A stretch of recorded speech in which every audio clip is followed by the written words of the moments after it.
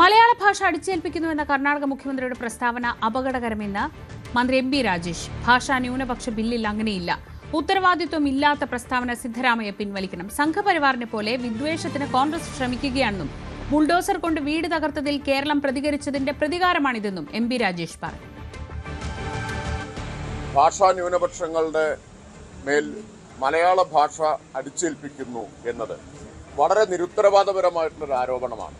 സിദ്ധരാമയ്യയെ പോലെ ഒരാൾ മുഖ്യമന്ത്രി സ്ഥാനത്തിരിക്കുന്ന കോൺഗ്രസിന്റെ മുതിർന്ന നേതാവ് ഇത്തരം അപകടകരമായിട്ടുള്ള പ്രസ്താവനകൾ നടത്തുന്നതിന് മുമ്പ് വസ്തുതകൾ മനസ്സിലാക്കാനെങ്കിലും ശ്രമിക്കേണ്ടതായിരുന്നു. കേരളത്തിലെ കോൺഗ്രസ് നേതാക്കളുമായിട്ട് സംസാരിച്ചാൽ അദ്ദേഹത്തിന് കാര്യങ്ങൾ വ്യക്തമാകുമായിരുന്നല്ലോ. അദ്ദേഹം ഏത് ബില്ലിന്റെ കാര്യമാണ് പറയുന്നതെന്ന് അദ്ദേഹം പരിശോധിക്കണം. നിയമസഭ പാസാക്കിയ ബില്ലിൽ അങ്ങനെയുള്ള വ്യവസ്ഥകളൊന്നുമില്ല. വളരെ വ്യക്തമായി തന്നെ പറയുന്നുണ്ട്, ഭാഷാ ന്യൂനപക്ഷ പ്രദേശങ്ങളായി നോട്ടിഫൈ ചെയ്തിട്ടുള്ള സ്ഥലങ്ങളിലെ ആളുകൾക്ക് എല്ലാ കത്തിടപാടുകളും സെക്രട്ടേറിയറ്റോ വകുപ്പ് മേധാവികളോ ഒക്കെ ആയിട്ടുള്ള കത്തിടപാടുകൾ അവരുടെ ഭാഷയിൽ നടത്താം, മറുപടി അവരുടെ ഭാഷയിൽ കൊടുക്കണം എന്ന് പറഞ്ഞിട്ടുണ്ട്. അതുപോലെ ഭാഷാ ന്യൂനപക്ഷ വിഭാഗങ്ങളിൽപ്പെട്ട കുട്ടികൾക്ക് മലയാളം നിർബന്ധിതമല്ല, അവരുടെ ഭാഷ തിരഞ്ഞെടുക്കാം എന്ന് ബില്ലിൽ വ്യക്തമായിട്ടുള്ള വ്യവസ്ഥയുണ്ട്. എന്നിട്ട് നേരെ വിപരീതമായിട്ട് സിദ്ധരാമയ്യയെ പോലുള്ള ആൾ പറയുന്നത് അതിന്റെ പ്രത്യാഘാതങ്ങൾ എന്താണ് എന്ന് അദ്ദേഹം ആലോചിക്കേണ്ടത്. ബിജെപിയുടെ നിയമസഭാ തെരഞ്ഞെടുപ്പ് ഒരുക്കങ്ങൾ സജീവമാക്കാൻ ആഭ്യന്തരമന്ത്രി അമിത് ഷാ ഇന്ന് രാത്രി തിരുവനന്തപുരത്തെത്തും. നാളെ സംസ്ഥാന കോർ കമ്മിറ്റിയിലും NDA നേതൃയോഗത്തിലും അദ്ദേഹം പങ്കെടുക്കും. തെരഞ്ഞെടുപ്പിനായുള്ള തയ്യാറെടുപ്പുകൾ ചർച്ചയാകും. തദ്ദേശ തെരഞ്ഞെടുപ്പിൽ ജയിച്ചവരുടെ സമ്മേളനത്തിലും അമിത് ഷാ പങ്കെടുക്കും. CPM മുൻ MLA എസ് രാജേന്ദ്രൻ BJPയിലേക്ക്. BJP സംസ്ഥാന അധ്യക്ഷൻ രാജീവ് ചന്ദ്രശേഖറുമായി രാജേന്ദ്രൻ കൂടിക്കാഴ്ച നടത്തി. സ്ഥാനമാനങ്ങൾ ആവശ്യപ്പെട്ടിട്ടില്ലെന്നും പാർട്ടി പ്രവേശനത്തെക്കുറിച്ച് BJP നേതൃത്വം പ്രഖ്യാപനം നടത്തുമെന്നും എസ് രാജേന്ദ്രൻ പറഞ്ഞു. സംസ്ഥാന പ്രസിഡന്റിനെ കണ്ടു സംസാരിച്ചിരുന്നു എന്നുള്ളത് വസ്തുതയാണ്. അവരുടെ ഒരു കൺക്ലൂഷൻ, ഒരു തീരുമാനങ്ങളോടുകൂടി എത്തിച്ചേരുമ്പോഴാണ് ഫൈനലൈസ് ആവുക.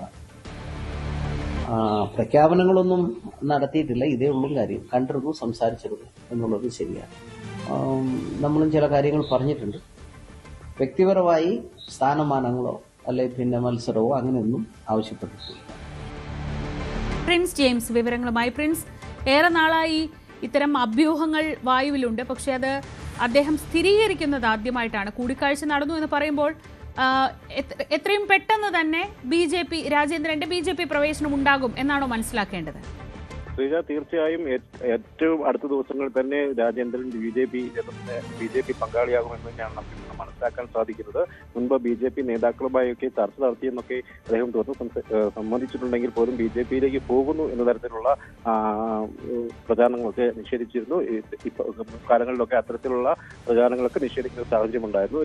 കഴിഞ്ഞ നിയമസഭാ തെരഞ്ഞെടുപ്പിന് ശേഷമാണ് രാജേന്ദ്രൻ CPMമായി അകലുന്നത്. അന്ന് രാജയുടെ ദേവികുളത്തെ നിലവിലെ MLA രാജയുടെ പ്രചരണത്തിൽ രാജയെ പരാജയപ്പെടുത്താൻ വേണ്ടി എസ് രാജേന്ദ്രൻ പരിശ്രമിച്ചു എന്നൊരു ആരോപണം ഉയരുകയും തുടർന്ന് അദ്ദേഹത്തെ പാർട്ടി സസ്പെൻഡ് ചെയ്യുമായിരുന്നു. തുടർന്ന് വലിയ കോലാഹലങ്ങളൊക്കെ ഉണ്ടായി.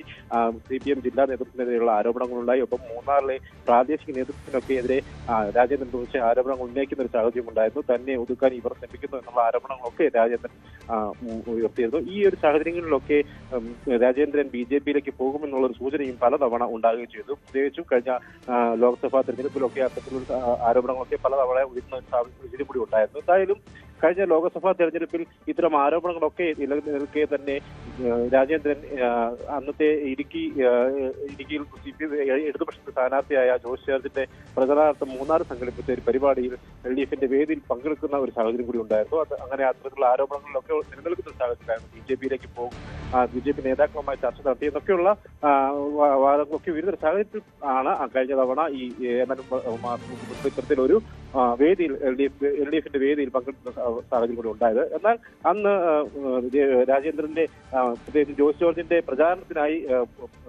അദ്ദേഹം പുറത്തേക്ക് ഇറങ്ങിയില്ല. മറ്റ് ആളുകളുമായി വോട്ട് എത്തിക്കാനൊന്നും അദ്ദേഹം ഇറങ്ങിയിരുന്നില്ല.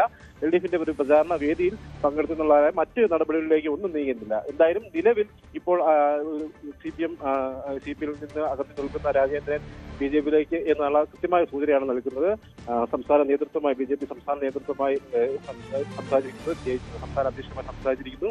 ഉടൻ തന്നെ അത്തരത്തിൽ ഒരു കൃത്യമായ ഒരു ഇടപെടൽ BJP-യുടെ ഭാഗത്തു നിന്നുണ്ടാകും. എന്തായാലും പ്രഖ്യാപനം ഉണ്ടാകും. മൂന്നാറിൽ വെച്ച് തന്നെ ഒരു പ്രഖ്യാപനം ഉണ്ടാകുമെന്നാണ് കരുതുന്നത്. യഥാർത്ഥത്തിലുള്ള ഒരു സൂചനയാണ് രാജേന്ദ്രൻ നൽകുന്നത്. എന്തായാലും രാജേന്ദ്രനെ സംബന്ധിച്ചോളം ദേവികുളത്തെ മൂന്നാറിലെ തോട്ടം തൊഴിലാളികൾക്കിടയിൽ കൃത്യമായ ഒരു സ്ഥാനമുള്ള നേതാവാണ്, പ്രവർത്തകരാണ്, വലിയ തൊഴിലാളികളുടെ വലിയ പിന്തുണയുള്ള ഒരു നേതാവാണ്. എന്തായാലും രാജേന്ദ്രൻ BJP-യിലേക്ക് കടന്നു വരുന്നത് BJP ഗുണകരമാകുമെന്നാണ് പ്രതീക്ഷ.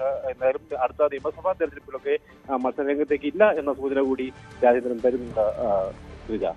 ശരി, ഫ്രണ്ട്സാണ് വിവരങ്ങൾ നൽകിയത്. തന്ത്രി കണ്ഠരര് രാജീവരുടെ അറസ്റ്റോടെ ശബരിമല സ്വർണ്ണ കൊള്ളക്കേസ് നിർണായക വഴിത്തിരിവിലെത്തി നിൽക്കെ CPM സംസ്ഥാന സെക്രട്ടേറിയറ്റ് യോഗവും ഇന്ന് ചേരുകയാണ്. തന്ത്രിയുടെ അറസ്റ്റിനെ തുടർന്നുള്ള സാഹചര്യങ്ങൾ യോഗം വിലയിരുത്തും. ജമാഅത്തെ ഇസ്ലാമിയുമായി ബന്ധപ്പെട്ട് AK ബാലൻ നടത്തിയ പരാമർശങ്ങളെ ചൊല്ലിയുള്ള വിവാദങ്ങളും ചർച്ചയ്ക്ക് വരുമെന്നാണ് കരുതുന്നത്.